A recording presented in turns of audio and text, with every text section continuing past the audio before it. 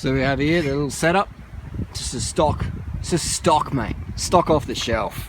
Nothing custom about it except for this little bad boy and the batteries. I think it's a Samsung battery. Just stock as, bro. You know, stock as. So compared to the Specialized Turbo, the Turbo rides a bit nicer, but this bike has more zing, more power, more watts. So if you want to just get something off the shelf, Turbo's a go. If your budget is limited and you want a faster bike than the Turbo, a lighter bike than the Turbo, a little bit more of a backyard feel, because this is just a stock bike, not really designed for e-bikes. You void your warranty, then, but so it depends what you want to get, man. They're both awesome bikes. This is a faster bike, it's a lighter bike. The Turbo is a bike that's designed around an e-bike, but this bike is great. If this battery runs flat, you can ride it like a normal bike. If this battery fucks up, you can just rip it off, send it back for warranty, and you still got a normal bike to ride around. And with the Turbo, I mean, my Turbo's died a few times, and you ain't riding a Turbo, this is not working properly. Both great bikes. You know, this is a powerful technology, and it's just going to get better and better and better as we go on, just like smartphones and fucking MacBooks. Leave the comments down below. Have you ridden an e-bike? Whose record did you take from Strava? And did you leave it up? Because I'm going to leave it up. Top Norton Summit, pretty sure I got the Strava KOM. We'll cut to that in a second, but how does it go? E-bikes is the future. It's why the fuck are we riding motorbikes when we could be riding e-bikes? Why the fuck are we driving cars when we can just bang out e-bikes and stuff like that? I mean, there's no excuses for this. This is, I'm not even sweating, and I just smashed the fucking Strava records on one of the hardest climbs on the planet to get in the top 10. And I just walked into the top 10, just to the top, past that, 20% faster probably.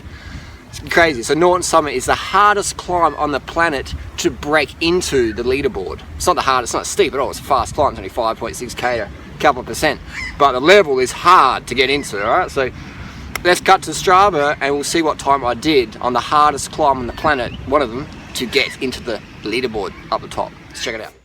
So we have Fur's behind me naked. You naked in there? Yeah, I was. Okay, good. Don't get me banned from YouTube. E-bike testing on a giant tough road with a Bafang kid just come back from the Rhine. Let's have a look at the data. So get down on Strava.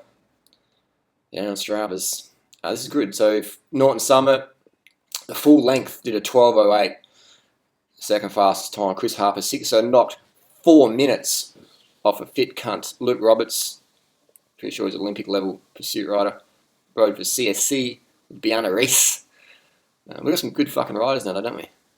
Some good riders in Adelaide. So 12:08. All right, let's get to the real, another popular segment. This is the segment that's probably the hardest in the world to get into in the up the front. And 9:21 just waltzed on in. Damon Howson, Orica Green Edge, 11:29. So knocked off for 128 seconds there. Not bad for the and my seat height wasn't really properly. It's got knobbly tyres, and I had a big flappy shirt, and the winds were a bit iffy today. So I knocked off 128 minutes there off Damon Howson. I think he's under 23 world time trial champ. So not a bad rider. And we have 128 seconds faster. So e-bike technology is definitely the future. So I think I'm going to keep this segment. I don't think anyone's going to steal this one off me anytime soon. So easy to get segments on the e-bike. Got heaps of segments here, so this is going to be good for my resume. Be good for the resume. Cresting. There you go. So no doubts about that. There's the one fast fucking bike.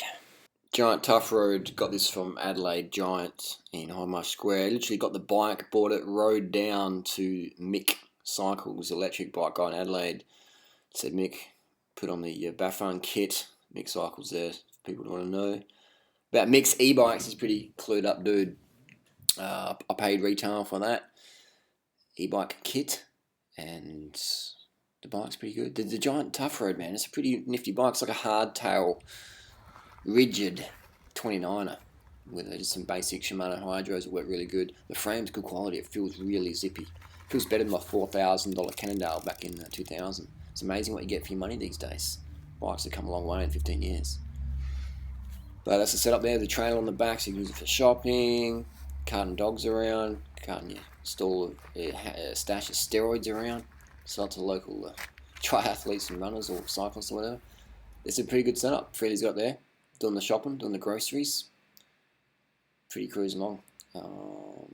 what can I say? Got any questions? Ask down below. Ask us down below. Wow, so I just smashed that leaderboard. I don't think I'll take it down because, I mean, these guys are pros and they got all time, they got all day to train. I work a lot, man, so I think it sort of balances out. I think if those guys want to take it back, it's got to train harder. So KOM, Norton Summit, pub to pub, whatever's, man, it's all good.